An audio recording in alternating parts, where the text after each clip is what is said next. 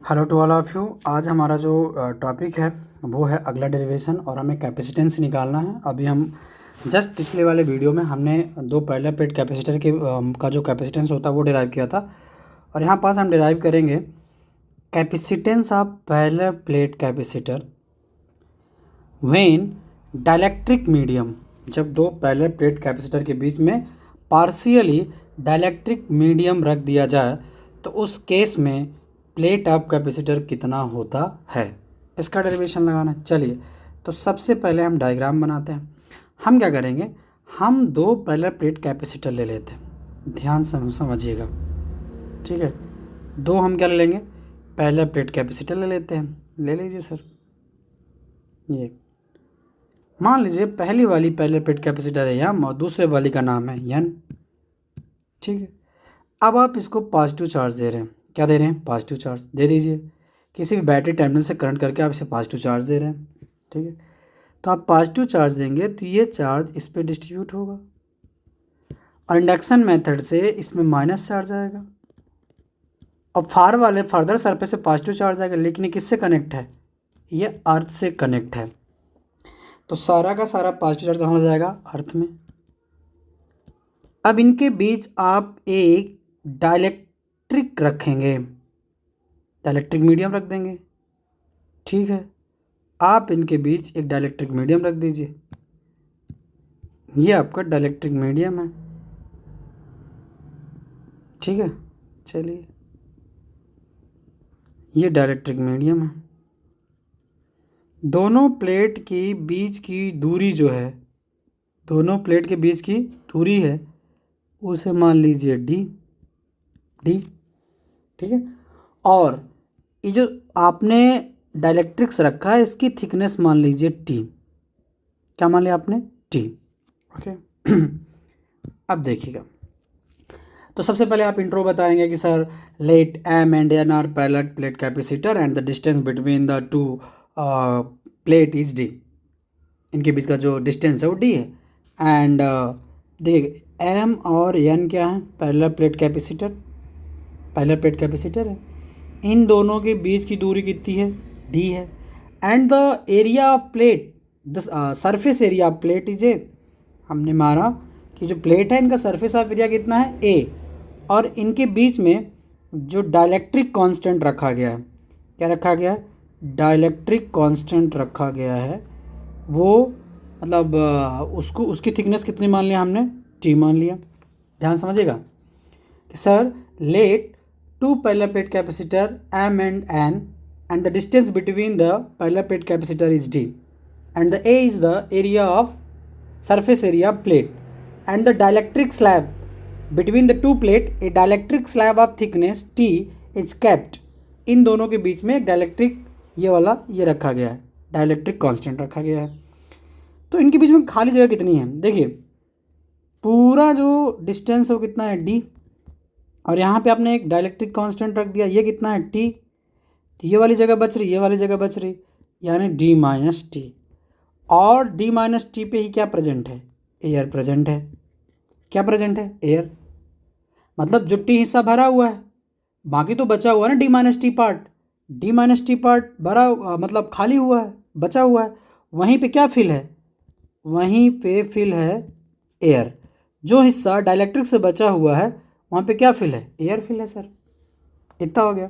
अब वही सम में क्या काम करेगा, सम में काम करेगा according to the principle of capacitor. आप बता दीजिए सीधे कि आपकी एक प्लेट है जिसे आप पॉजिटिव चार्ज दे रहे हो। एक प्लेट एन है, एन थी जो अर्थ से कनेक्ट थी, सारा का सारा पॉजिटिव चार्ज अर्थ पे चला गया, सिर्फ निगेटिव चार्ज बचा।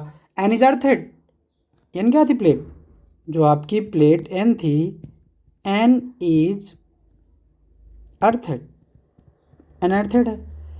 तो जो आपका पॉजिटिव चार्ज है एन प्लेट का वहाँ चला जाएगा, goes to the earth, goes to the earth. सारा का सारा चार्ज कहाँ चला जाएगा, अर्थ में। अब इलेक्ट्रिक फील्ड की इंटेंसिटी निकालेंगे। एक हम निकालेंगे एयर के लिए, किसके लिए, एयर जहाँ प्रेजेंट है प्लेट ऑफ कैपेसिटर में, जहाँ एयर है उसका इलेक्ट्रिक फील्ड निकालेंगे। और एक हम निकालेंगे जहाँ पास हमारा डाइलेक्ट्रिक है, याद रखिएगा जहाँ पास हमारा डाइलेक्ट्रिक है वहाँ का इलेक्ट्रिक फील्ड निकालेंगे। तो मान लीजिए एयर का ये मान लीजिए इलेक्ट्रिक फील्ड, या आप ई नॉट मान लीजिए, जो मानना है। और डाइलेक्ट्रिक का आप मान लीजिए ई, इसका जो इलेक्ट्रिक फील्ड है ई। तो सबसे पहले आप बताएंगे, ध्यान समझिएगा, सबसे आप बताएंगे the intensity of electric field, the intensity of electric field at A point between the plate of capacitor, वो दो प्लेटें थी ना, प्लेट ऑफ कैपेसिटर, और उनमें क्या प्रेजेंट है, इन एयर के लिए निकाल लीजिए। तो ई इक्वल हो जाएगा, पिछली बार आप पिछले वीडियो में यूज किए, इक्वल सिग्मा पान एप्सिलॉन नॉट, जहाँ पे सिग्मा क्या है, सिग्मा है सरफेस चार्ज डेंसिटी, और सरफेस चार्ज डेंसिटी का फार्मूला होता है, चार्ज डिस्ट्रीब्यूशन आपने पढ़ा होगा, सिग्मा इक्वल होता है क्यू अपान ए। तो आप सिग्मा की जगह पे क्या रख देंगे, क्यू अपान ए। तो ई इक्वल हो जाएगा Q upon A upon epsilon not. तो इसको सिस्टमेटिक तरीके से लिख दीजिए। तो ई इक्वल क्या होगा आपके पास, ई आप ना एयर वाले को ई नॉट मान लो, ई नॉट, तो ई नॉट इक्वल हो जाएगा क्यू अपान एप्सिलॉन नॉट ए, ई नॉट इक्वल हो जाएगा क्यू अपान एप्सिलॉन नॉट ए। ऐसे ही आप डाइलेक्ट्रिक मीडियम जब रखेंगे तब निकालेंगे। तो इसको मान लीजिए आप इक्वेशन नंबर फर्स्ट दिमाग में बिठा के रखिएगा, E naught equal Q upon epsilon naught A. चलिए आगे देख लेते हैं। ऐसे ही आप निकालेंगे similarly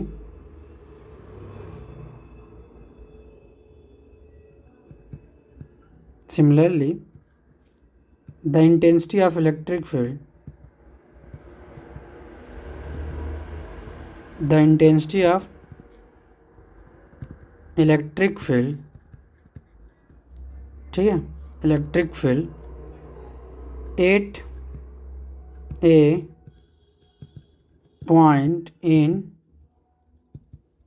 dielectric medium between the plate,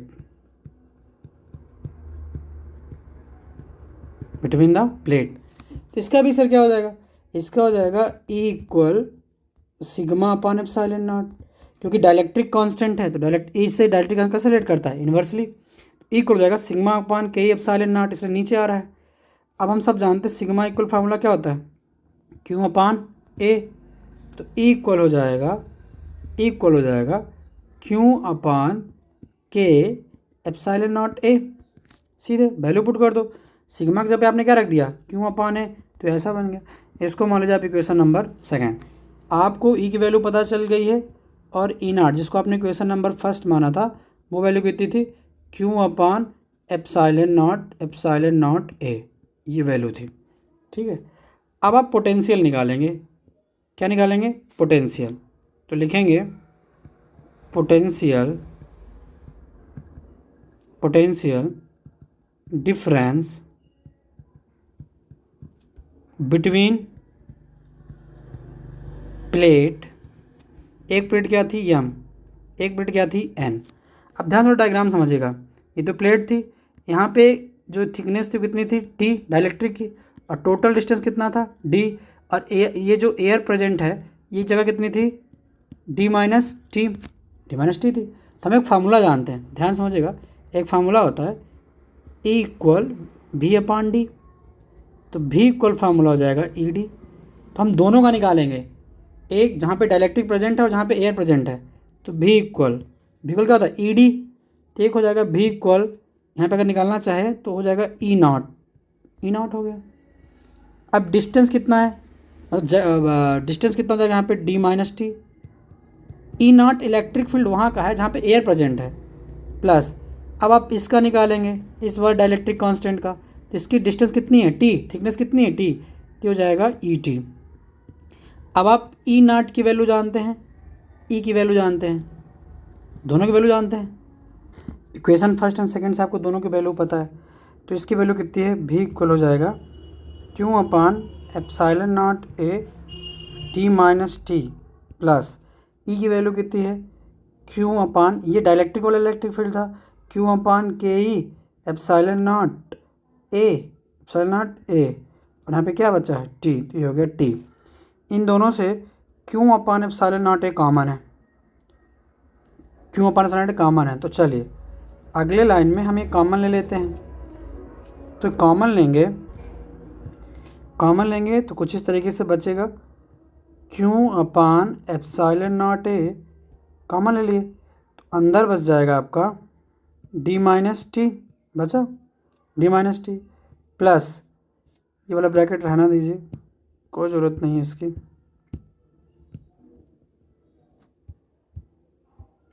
अब देखिएगा डी माइनस टी, अरे हो गया, आपका क्या बचेगा जब आप कॉमन लेंगे, टी अपान के, इतना बचेगा। अब हम सभी जानते हैं बट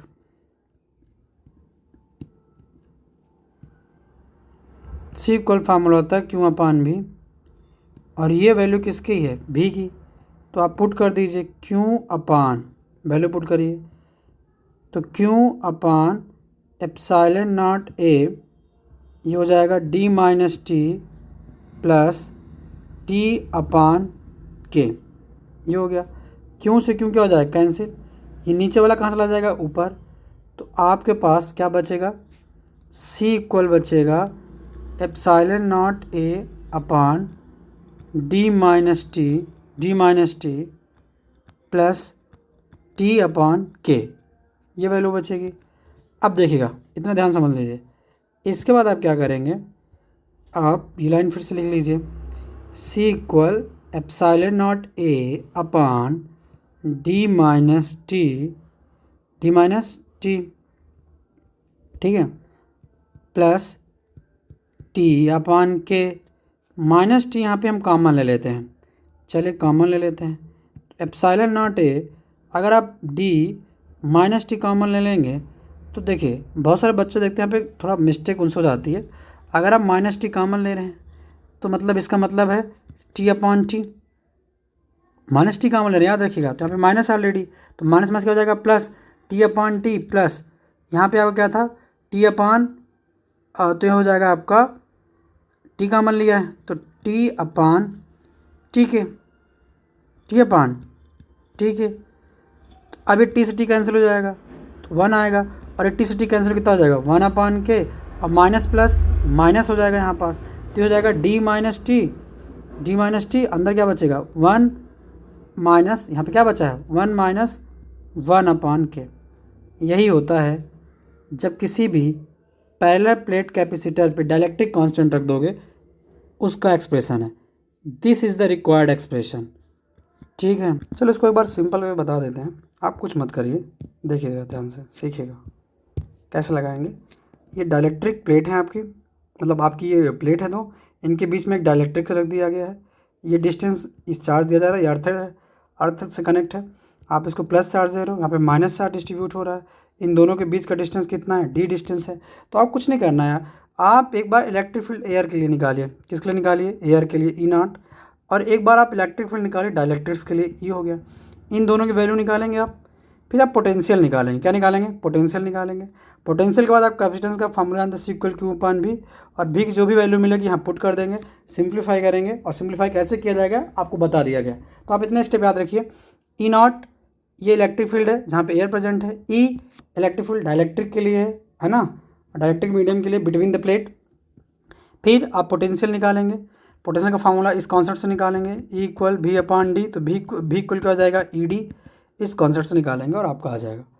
इसी पे एक सवाल कभी कभी पूछ लेता है कि जहाँ पे आप डाइलेक्ट्रिक कांस्टेंट रख रहे हैं, है ना, अगर आप दो प्लेट के बीच में जहाँ पे डाइलेक्ट्रिक कांस्टेंट यूज कर रहे हैं, यहाँ पे आप मेटल रख दें, क्या रख दें मेटल, तो हम सब जानते हैं मेटल का डाइलेक्ट्रिक कांस्टेंट की वैल्यू कितनी होती है इन्फिनिटी होती है, और हमारा फार्मूला कितना होता है epsilon naught A D minus T one minus one upon infinity, ये होती है।